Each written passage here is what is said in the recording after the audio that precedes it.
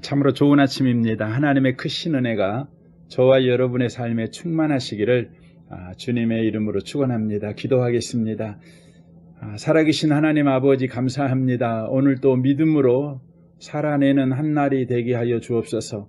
하나님이 우리와 함께 계신 것과 하나님께서 일하고 계신다는 사실을 믿는 믿음으로 오늘 한날을 살아내게 하여 주옵소서.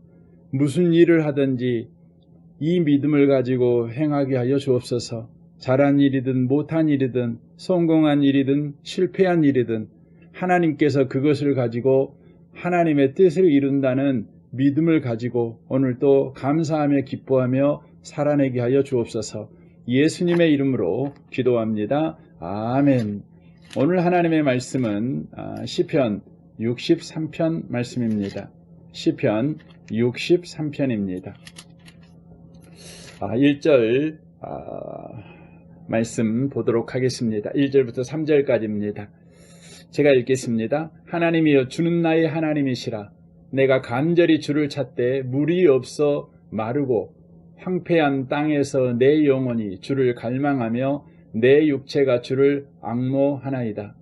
내가 주의 권능과 영광을 보기 하여 이와 같이 성소에서 주를 바라보았나이다.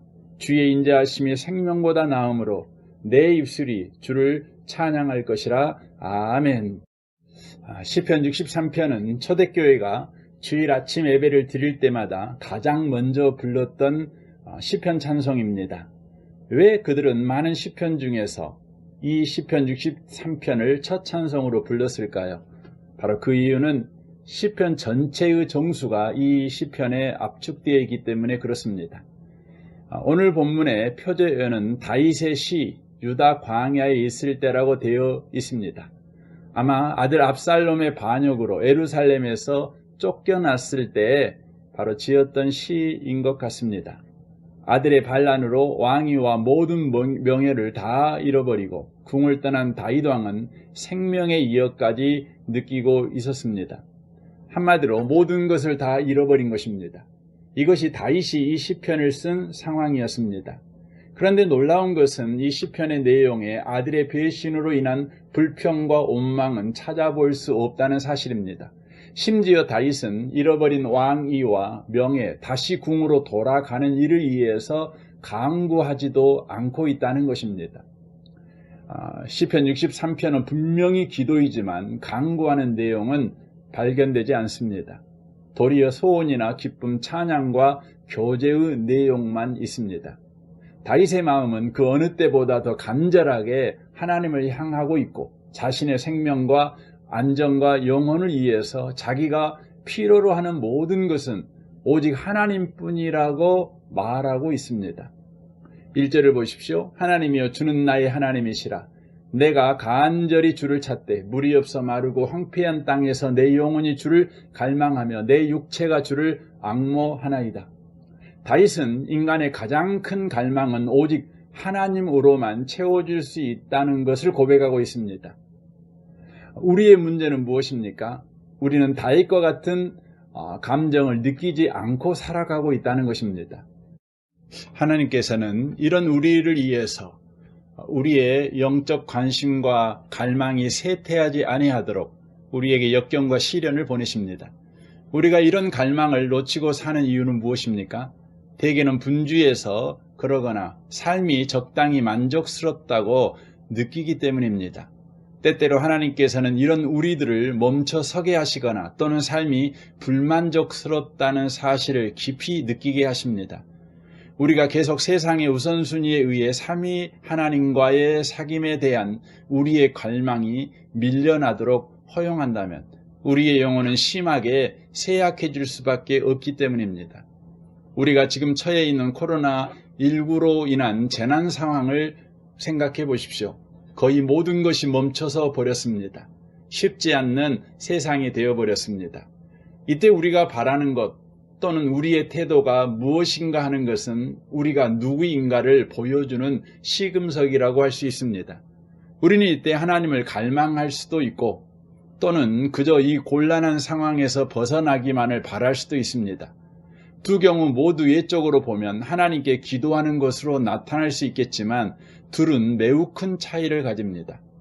하나님께서는 정말 중요한 것을 놓치고 살아가는 당신의 자녀들에게 고난을 주심으로써 그것을 깨우쳐 보게 하십니다. 다윗이 지금 그것을 하고 있는 것입니다. 어제까지만 해도 다윗은 왕이었습니다. 하지만 지금 그는 아들 압살롬의 반역으로 궁에서 쫓겨나 유다 광야를 지나고 있습니다. 하지만 이때 그는 잃어버린 왕위가 아니라 잃어버리고 살아왔던 자기 안의 깊은 갈망, 하나님을 향한 간절한 갈망을 발견하고 있습니다. 사랑하는 성도 여러분, 그리스도인의 삶에서 하나님을 아는 친밀한 지식을 향한 갈망보다 중요한 것은 없습니다. 우리는 아래 9절에 나타난 바울 사도의 심정을 이해할 수 있겠습니까? 빌립보서 3장 8절입니다.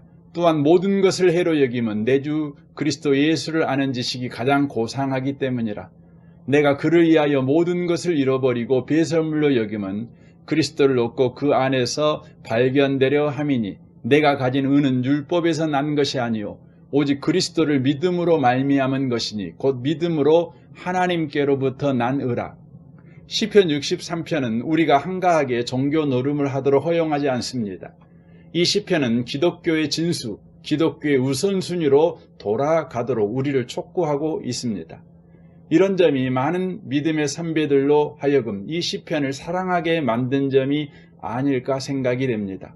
마르고 황폐한 광야는 종종 우리가 잃어버리고 살아가던 하나님을 향한 갈망을 일깨우고 우리의 본래의 우선순위로 돌아가게 합니다.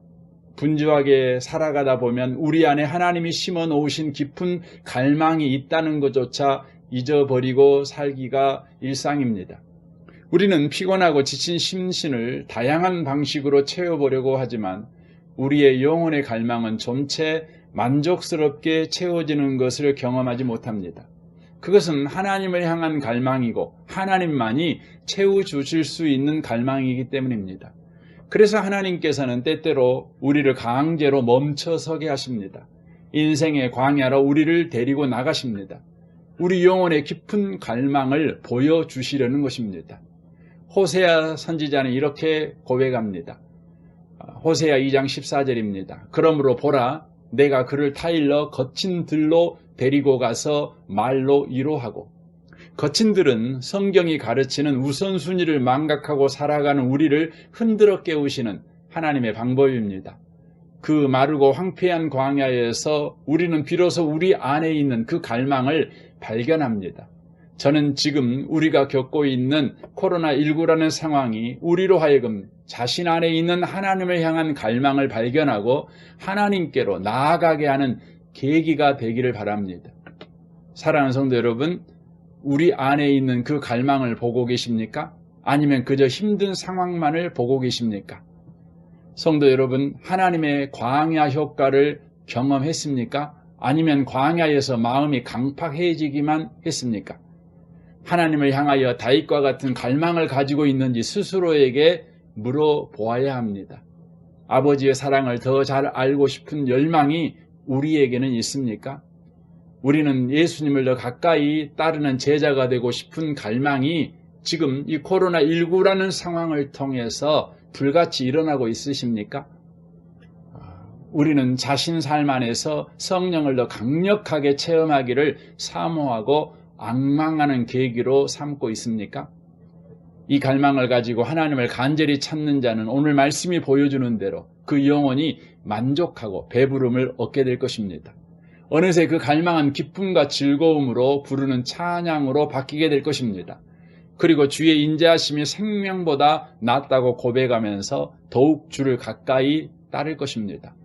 많은 믿음의 선배들이 사랑했던 시편 63편에 기록된 이 모든 복이 또 은혜가 저와 여러분이 오늘 경험하는 영혼의 만족이 되시기를 주님의 이름으로 축원합니다. 우리 함께 기도하겠습니다. 오늘 말씀을 생각하며 기도하며 여러분 가정과 또 직장과 여러분 자녀와 또 아내와 남편과 부모를 위해서 이 나라 이 민족과 열방과 선교사님과 또 교회를 위해서 기도했으면 좋겠습니다. 우리 좋으신 주님께 통성으로 구하겠습니다. 기도하겠습니다.